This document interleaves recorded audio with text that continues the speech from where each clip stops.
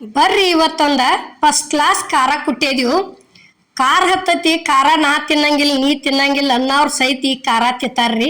ಅಷ್ಟು ಮಸ್ತ್ ಮತ್ ಹಾಕಿಸ್ಕೊಂಡ್ ತಿಂತಾರ್ರಿ. ಅಷ್ಟು ಫಸ್ಟ್ ಕ್ಲಾಸ್ ಖಾರ ಕುಟ್ಟಿದೀವಿ ಇವತ್ತೊಂದು ನಾವು.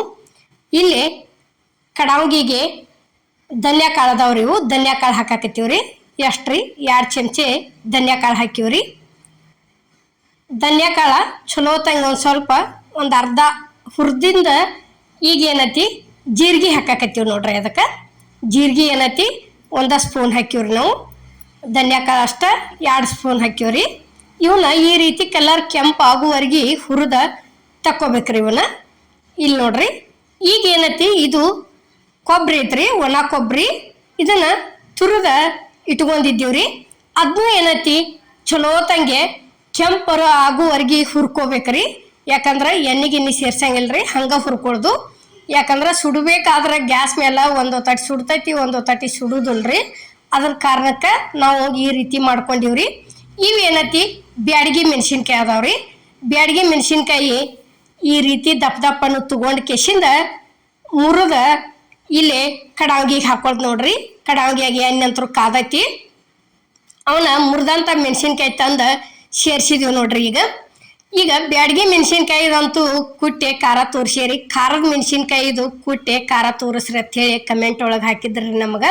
ಪೈಲ ಒಮ್ಮೆ ಅಮ್ಮನವ್ರಿಗೆ ಚಾನಲ್ದಾಗಿ ಖಾರ ಕುಟ್ಟಿ ಹಾಕಿದಕ್ಕೆ ಖಾರದ್ದು ಏನು ಮೆಣಸಿನ್ಕಾಯಿ ತಿಂದ್ರೆ ಭಾಳ ಜಾಸ್ತಿ ಒಂದು ಸ್ವಲ್ಪ ಈ ಬಿಸಿಲು ದಿವ್ಸಿಗೈತಿ ಹೊಟ್ಟೆ ಉರಿತೈತ್ರಿ. ಅದರ ದಶಿಂದ ಏನೈತಿ ಈಗ ನಾವು ಮತ್ತೂ ಒಂದ್ಸಲ ಬ್ಯಾಡಗಿ ಮೆಣಸಿನ್ಕಾಯಿನ ಹುರಿದ ಖಾರ ತೋರ್ಸಕತ್ತೀವ್ರಿ.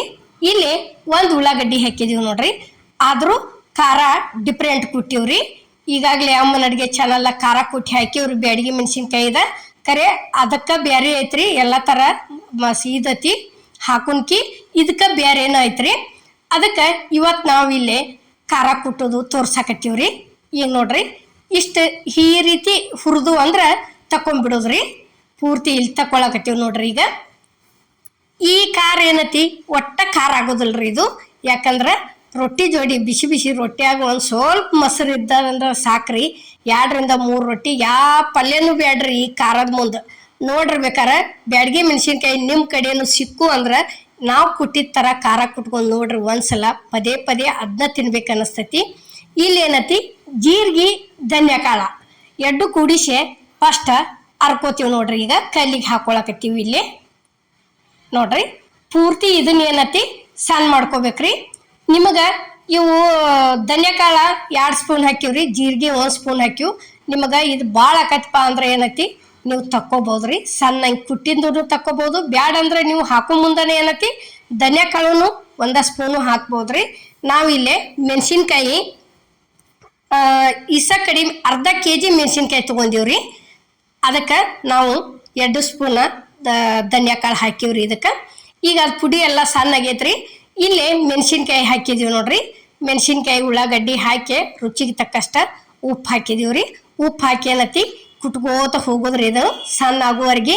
ಯಾಕಂದ್ರೆ ಜಲ್ದಿ ಸಣ್ಣ ಆಗೋದಿಲ್ರಿ ಇದು. ಬ್ಯಾಡಗಿ ಮೆಣಸಿನ್ಕಾಯಿ ತ್ವಾಟಿ ದಿಪ್ ಇರ್ತೈತ್ರಿ. ಅದ್ರ ದಶಿಂದ ಲೇಟ್ ಆದ್ರೂ ಆಗಲಿ ಕಲ್ಲೊಳಗನ ಕುಟ್ಟುಣ್ರಿ, ಅದ ರುಚಿ ಆಕೈತಿ ನೋಡ್ರಿ. ಈಗ ಈ ರೀತಿ ಕುಟ್ಕೋತ ಹೋಗೋದ್ರಿ ಪೂರ್ತಿ ಸಣ್ಣ ಆಗುವವರೆಗೆ ನೋಡ್ರಿ. ಇಲ್ಲೇ ಕುಟ್ಟು ತೋರ್ಸಕತ್ತೀವಿ. ಈ ರೀತಿ ಕುಟ್ಟಿ ಇಟ್ಕೊಂಡಿವತ್ತು ತಿಳ್ಕೊರಿ. ನಮ್ಮಲ್ಲಿ ಅಂತೂ ಒಂದು ಸ್ವಲ್ಪ ಖಾರ ಕುಟ್ಟೋದು ಜಾಸ್ತಿ ರೀ. ಯಾಕಂದ್ರೆ ನಮ್ಮಲ್ಲಿ ತಿಂತಾರ್ರಿ ಖಾರ. ಬಿಸಿ ಬಿಸಿ ಅನ್ನದ ಜೋಡಿ ತುಪ್ಪ ಹಾಕೊಂಡು ಕಲಸ್ಕೊಂಡು ತಿಂತಾರ್ರಿ. ಮತ್ತು ರೊಟ್ಟಿ ಒಳಗೂ ಮೊಸರು ಹಾಕೊಂಡು ತಿನ್ನೋದು ಭಾಳ ಜಾಸ್ತಿ ರೀ. ಅದರ ದಶಿಂದ ನಾವು ಒಮ್ಮೆ ಕುಟ್ಟಿದೀವಿ ಅಂದ್ರೆ ಒಂದು 8ರಿಂದ 15 ದಿವಸ ಅಷ್ಟು ಒಮ್ಮೆ ಕುಟ್ಟೇ ಇಡ್ತೀವ್ರಿ ನಾವು. ಅದಕ್ಕೆ ಇವತ್ತು 1/4 kg ಮ್ಯಾಲನ ಅದಾವ್ರಿ ಇವು ಮೆಣಸಿನ್ಕಾಯಿ. ಈಗ ಏನತಿ ಇಲ್ಲಿ ಕರಿಮೇವು ಹಾಕಿದೀವ್ರಿ. ಕರಿಮೇವು ಹಾಕಿ ಏನತಿ ಕೊತ್ತಂಬರಿ ಹಾಕಿದೀವ್ರಿ. 1 ಬೋಟ್ ಅಂದ್ರೆ 1 ಬೋಟ್ ಹುಂಚಿ ಹಣ್ಣು ಹಾಕಿವ್ರಿ ನಾವು. ಇದಕ್ಕೆ ಏನತಿ ಸ್ವೀಟ್ ಸೇರ್ಸಂಗಿಲ್ರಿ. ಇದಕ್ಕೆ ಸಕ್ಕರೆನೂ ಹಾಕಂಗಿಲ್ಲ, ಬೆಲ್ಲನೂ ಹಾಕಂಗಿಲ್ರಿ ಈ ಖಾರಕ್ಕೆ. ಈಗ ನೋಡ್ರಿ ನಾವು ಹಂಗೆ ಕುಟ್ಟಿ ತೋರ್ಸಾಕತ್ತೀವಿ ಇಲ್ಲಿ.